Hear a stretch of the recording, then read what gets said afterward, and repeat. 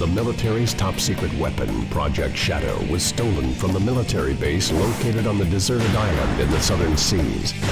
This incident increased worldwide terrorist activities. Sonic the Hedgehog was arrested. The adventure for truth leads to the incidents that shock the entire world. The story takes our hero Sonic from the Earth and into outer space. Sonic Adventure 2, Hero Side Story. Farewell, Sonic. Forever. This is a Sonic game.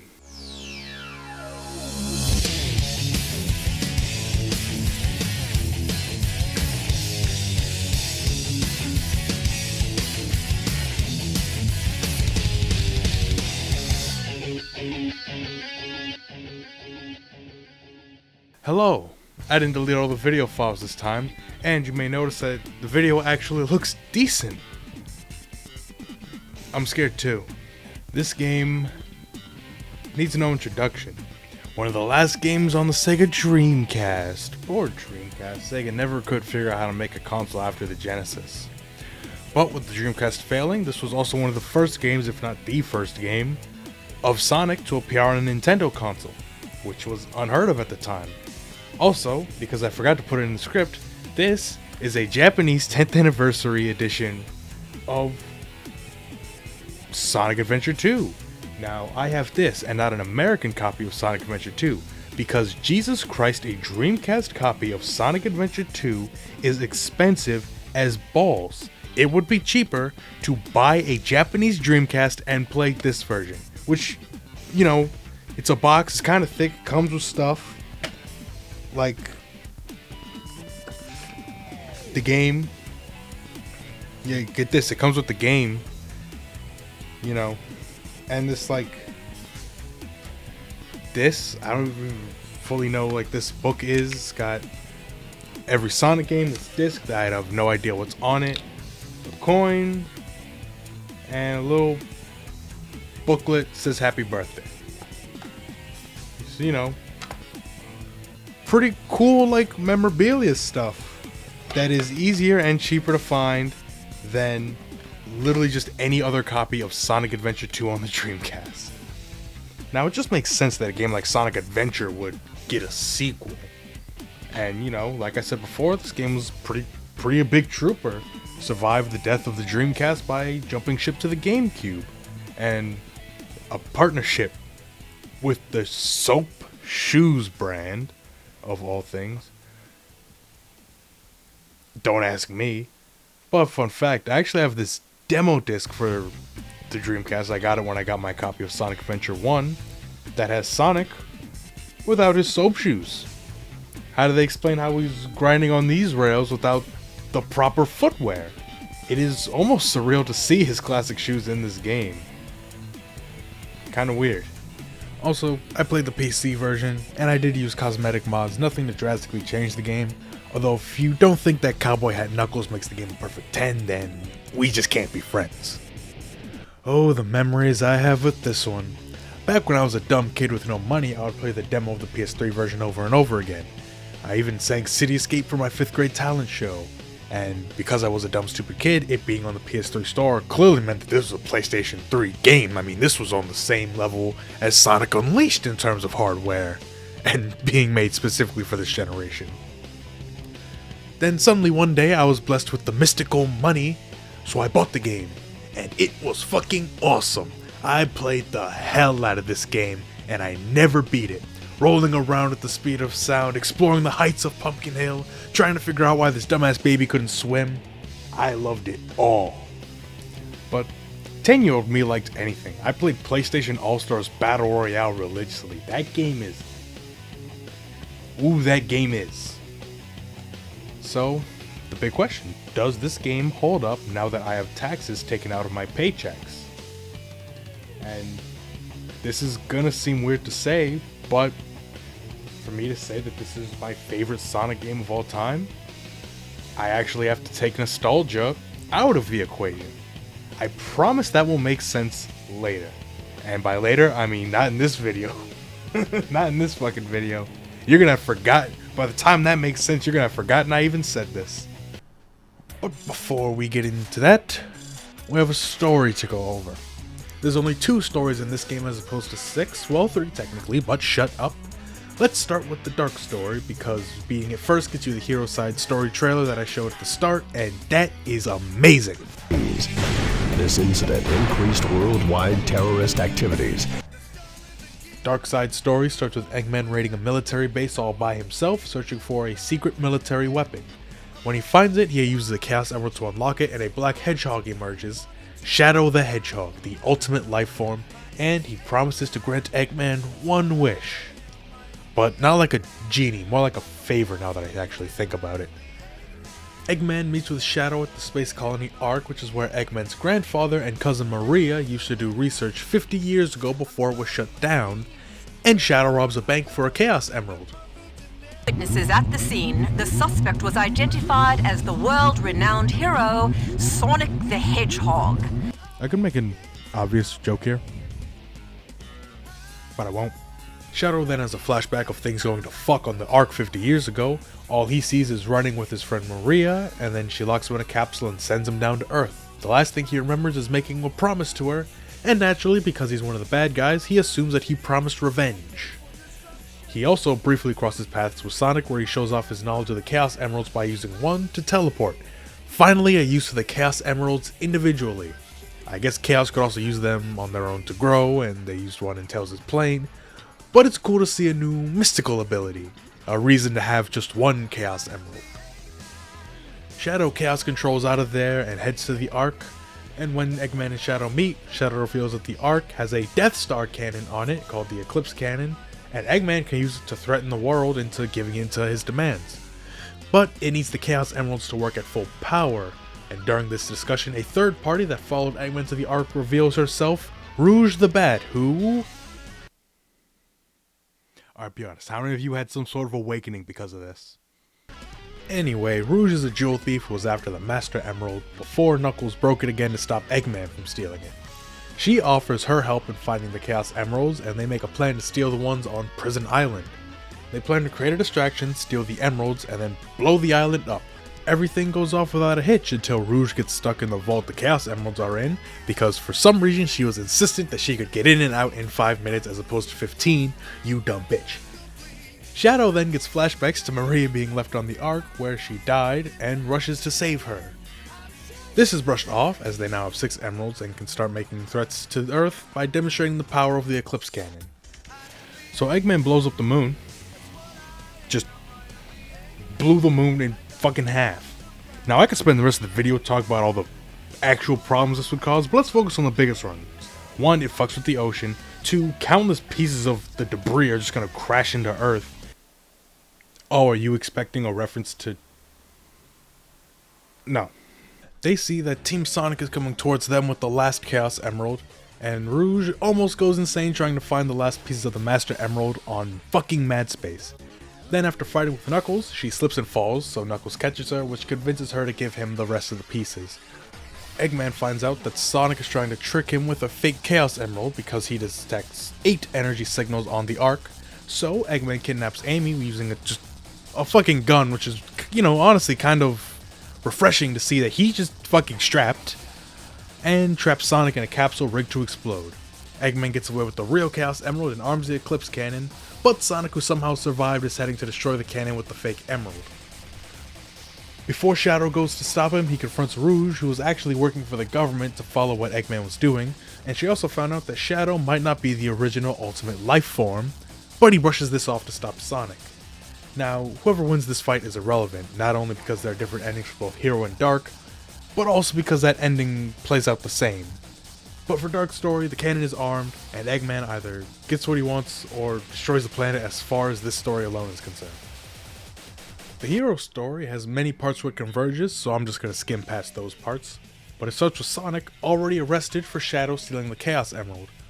But it doesn't last long as he knocks out everyone in the chopper and free-falls down into San Francisco with nothing but a piece of scrap at his feet. He runs into Shadow, who shows off Chaos Control, but he's ambushed by Gun when he's distracted. Knuckles breaks the Master Emerald and starts looking for the pieces, the exact same as Rouge, and Tails heads to Prison Island to spring Sonic. He briefly fights Eggman to protect Amy and blasts into the base. only for Sonic to be saved by Amy. Almost feels like Tails wasn't needed, but he does help them escape the island before it blows up. This happens. Tails tracks the Chaos Emeralds to space, Knuckles literally shows up like a sitcom character, Sonic and Tails jump the president to find out where Eggman is broadcasting from, and they find a space shuttle in Eggman's pyramid base. Then, well, it's best I let this scene speak for me. So this is the space colony where Eggman is hiding. What the? Is everyone alright?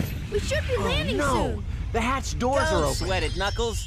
The only thing in the cargo bay are those What do you Master mean, Emeralds. don't sweat it? Right? Land the Knock shuttle it and off, let me Knuckles. out. We're gonna crash this thing if you keep that up. Oh no! Don't touch that lever! Whoa!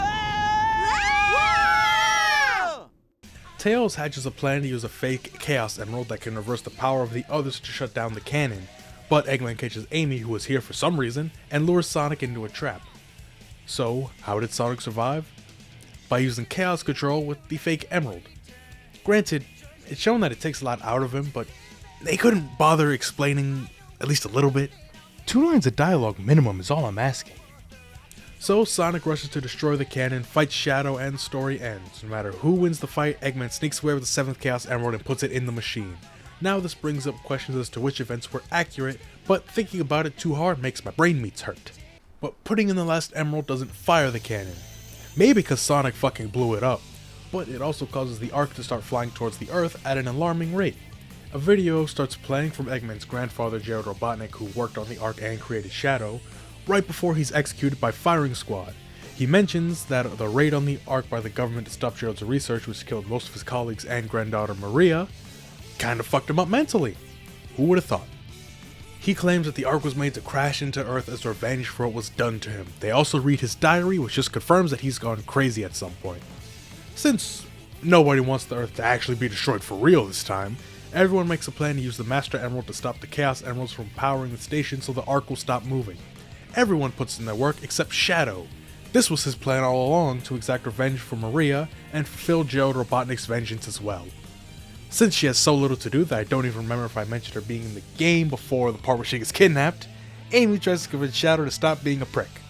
Something she says also unlocks a memory about Maria that Shadow was, I guess, blocking out.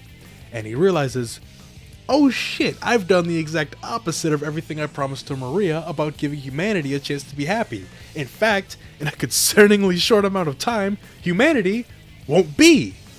Shadow rushes to help the others even though they're already at the end, but it gives them a chance to fight the Bio Lizard, which is a prototype for the ultimate life. So I guess that makes them brothers.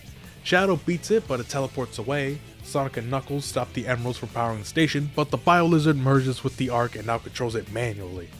Looks like we need to kill this thing the old-fashioned way.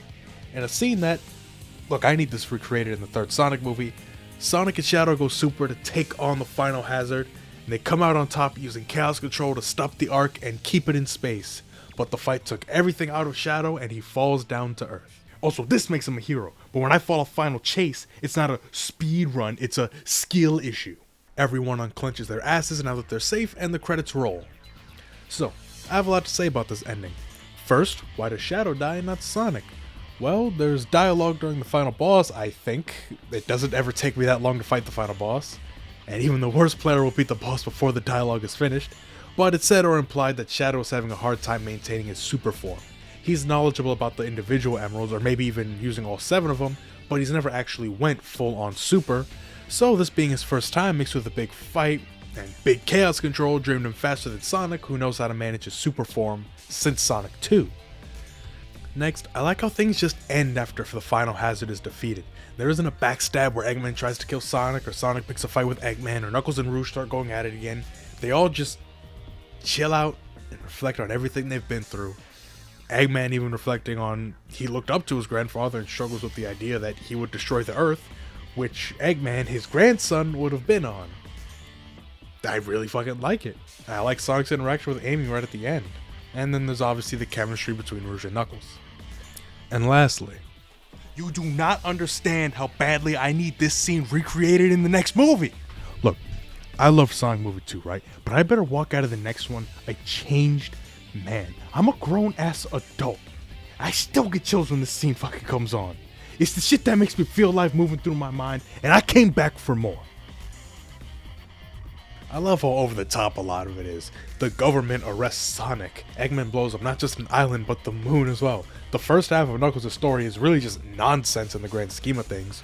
And these things are both supposed to be parts of the same line of experiment. The music can still drown out the dialogue in some points, and the audio syncing is just straight up terrible.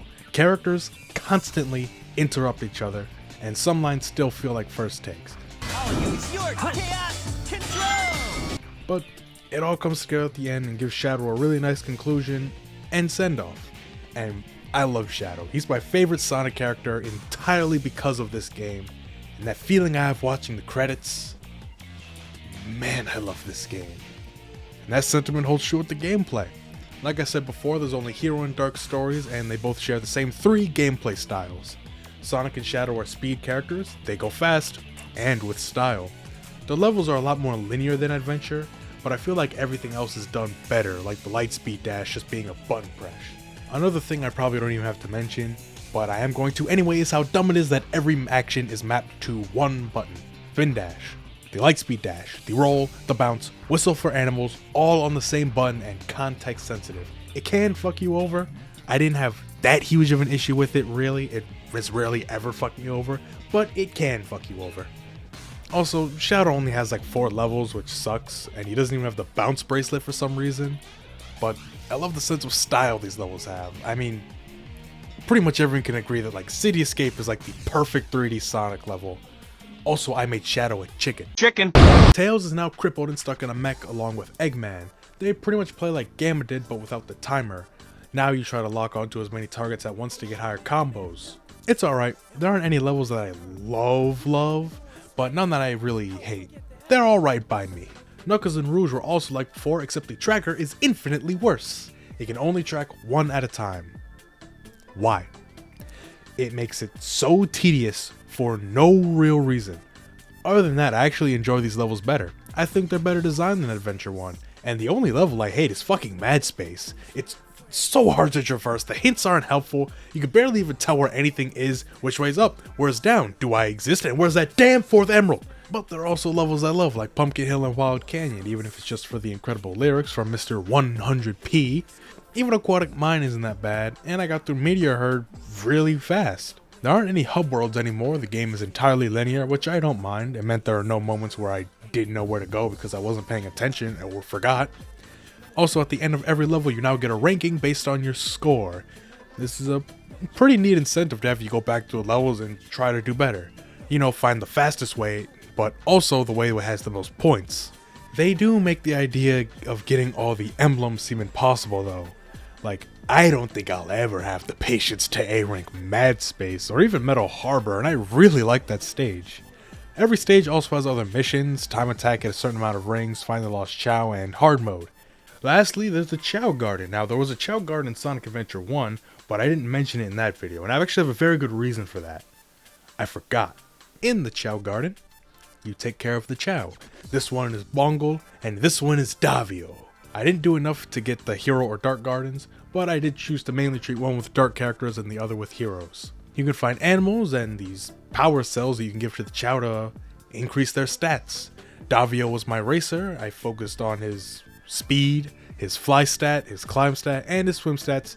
Yes, I'm aware that is most of the stats, but it doesn't matter because I only did one race. And Davio won. He's on his way to become the best racist of all time. Wait, well, I guess I do segregate him from the other Chow, but that's because Bongo spent a little too much time being handled by an actual chicken.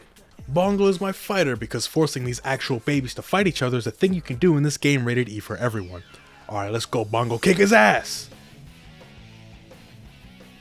The karate sucks. You just watch and they take turns hitting each other and maybe dodging. Bongo lost. Well, the most for the Chow Garden is just going back to the levels to get things for them. And going back with other upgrades helps you get through the levels faster, and even find some non-essential upgrades, like Shadow's Flame Ring.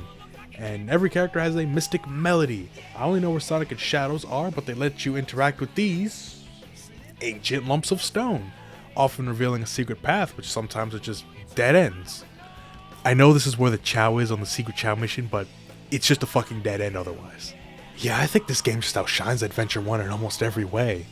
With there being less stories and having a more linear structure, I think it makes me look forward to playing it more. Sure, there are levels I don't look forward to, but those levels are only a few minutes as opposed to like 40-minute stories. And since there are other characters in the stories, I have levels to look forward to after the bad levels. In Adventure 1, after I beat Sonic's story, no matter how much fun I had with Tails and Knuckles, the fact was, the part of the game I liked the most was over, and it was mostly downhill from there. But in this game, sure, not every level is City Escape, but there are a lot of good levels that I always look forward to. Sure, I might not care for Prison Lane, because like going through the first time with Tails, it's kind of boring, you have no upgrades, and I mean, I'm not the biggest fan of Tails' stages, but Metal Harbor's the next mission, that's where you get the Lightspeed Dash, and it's fucking awesome. You ride with the rocket, you have this short little like skateboard segment, it's awesome. Mad Space might make me want to pull my fucking hair out with the multiple planets, shitty gravity, doo-doo ass hints, and it's just a doo-doo dog shit level. But Cosmic Wall is next, which is like the best mech stage. You know, very low gravity, so you could fly through the whole thing. The Chaos clones that I probably should have mentioned but didn't. And the fucking like roller coaster ride, it's fucking awesome. I'm always way more engaged when I play through this game than Adventure 1. And because of that, I enjoy playing through this game a little bit more. This is my favorite Sonic game. When I put aside the nostalgia I have for one of the games that we will get to in due time. That's what I meant when I said that earlier. I'm just going to explain it now. There's a connection I have to one of the future games that makes it my favorite. But if I cast aside that nostalgic connection, I think this is my favorite Sonic game of all time. One of my favorite games of all time. I fucking love this game. And I cannot state that enough. How much I fucking love this game. Yeah. That's it. I don't have some sort of like super well thought out essay reason. I think it's just fun. So I like playing it. 2 down. Hell of a lot more to go. So, Sonic Heroes is gonna take a while for a multitude of reasons. 1, because it's fucking Sonic Heroes, and 2, because we need to actually do God of War 2 next. Yeah, we gotta go back to God of War with God of War 2, another game that I think is the best in the series. Somehow outshines the first one, despite the first one being so good. Spoilers for that video, but you'll find out why when that video comes out, assuming you watch it. Until then, I hope you enjoyed this video. You should subscribe with notifications on because, well, I can't think of a funny reason to, but just do it anyway. If it's your birthday, then happy birthday. I hope you have a good day, good morning, good night, hell, even a good afternoon. That's how good of a mood I'm in from, this game. I hope you have a good afternoon.